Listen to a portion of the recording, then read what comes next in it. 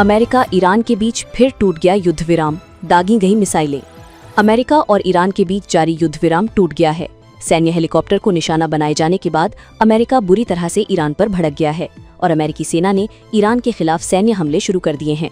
वहीं IRGC ने भी एक बयान जारी कर रहा है कि वे भी हमलों का मुंहतोड़ जवाब देंगे। ईरान के इस ऐलान के बाद कि उसने अमेरिकी हवाई हमलों का बदला लेने के लिए पश्चिम एशिया के इस देश को निशाना बनाया है, कुवैत का कहना है कि उसकी एयर डिफेंस सिस्टम जवाबी कार्रवाई कर रहे हैं। ईरान ने जॉर्डन में अमेरिकी सेना वाले सैन्य अड्डे पर हमला किया। हालांकि अभी तक जॉर्डन और अमेरिका की ओर से इस बारे में कोई पुष्टि नहीं की गई है। मंत्री दिलीप घोष बोले, हर स्तर पर टूट रही है TMC।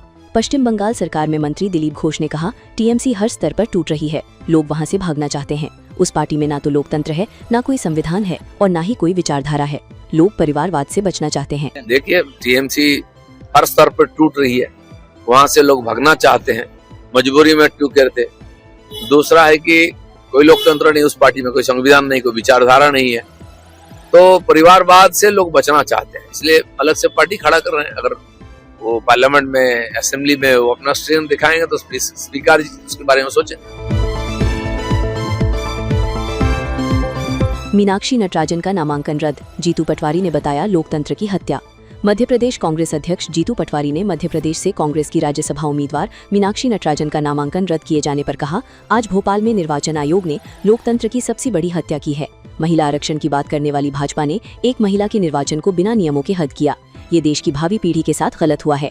ये हमारा सौभाग्य है कि हमें इस लड़ाई को देश में निर्णायक रूप में ले जाने का अवसर मिला। आज भोपाल में निर्वाचन आयोग ने लोकतंत्र की सबसे बड़ा हत्याकांड किया है।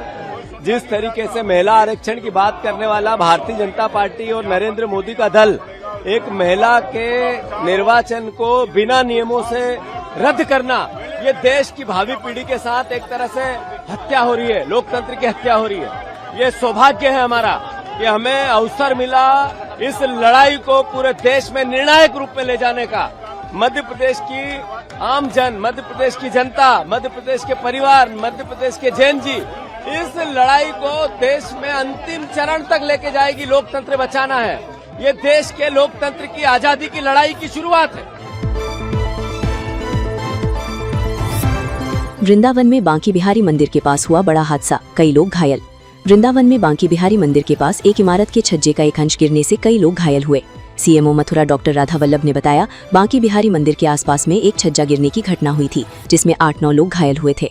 उन्हें प्राथमिक तौर पर पहले वृंदावन लाया गया, वहां पर लोगों को भर्ती किया गया। उनमें से 5 लोगों को सिर पर चोट लगी थी। 6 लोगों की हालत ठीक है, लेकिन एक की हालत गंभीर है। बांकी बिहारी मंदिर के आसपास में एक छज्जा गिरने की हुई थी घटना, इसमें 8-9 लोग घायल हुए थे, जिनको की प्राथमिक तौर पर पहले CSC वृंदावन ले जाया गया। वहाँ डिस्ट्रिक्ट कंबाइंड हॉस्पिटल है 100 बेड का, वहाँ ले गया। वहाँ पे उन लोगों को एडमिट किया गया। उसमें से 5 लोगों को हेड इंजरी थी और उनको फिर वो लोग वहाँ से शिफ्ट करके स्कैन के लिए यहाँ पे RK मिशन हॉस्पिटल लाए। बाकी इसमें 6 लोगों की हालत ठीक है, अभी एक की हालत है गंभीर है। अभी रेफर किया जाएगा अभी तो, लेकिन उसे एडमिट कर रखा है। अभी न्यूरो सर्जन चेक कर ले तो उसके लिए फिर और ठीक से बताएं। सबसे लंबे समय तक निर्वाचित प्रधानमंत्री बने PM मोदी, पूजा अर्चना जारी।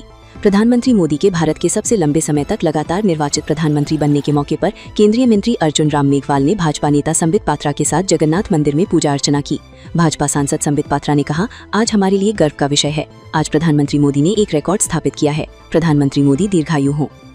आज हमारे लिए बहुत गर्व का विषय है कि आज हिंदुस्तान के लोकतंत्र में एक इतिहास रचा गया है। जब से भारत आजाद हुआ, सर्वाधिक समय के लिए निर्वाचित प्रधानमंत्री के रूप में माननीय प्रधानमंत्री श्री नरेंद्र मोदी जी ने आज वह रिकॉर्ड स्थापित किया है, आज वह नया कीर्तिमान स्थापित किया है। इस विषय के लिए आज केंद्रीय कानून मंत्री श्री अर्जुन राम मेघवाल जी पूरी पधारे हैं। सभी कार्यकर्तागण और पुरी के सभी निवासी आज यहाँ जगन्नाथ धाम में महाप्रभु जगन्नाथ जी के मंदिर में पूजा अर्चना सुबह से चल रही है।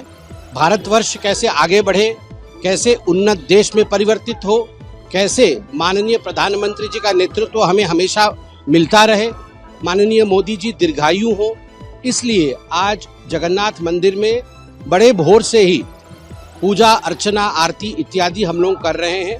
और यह केवल मोदी जी के लिए नहीं, ये 140 करोड़ भारतवासियों के लिए पूजा किया जा रहा है।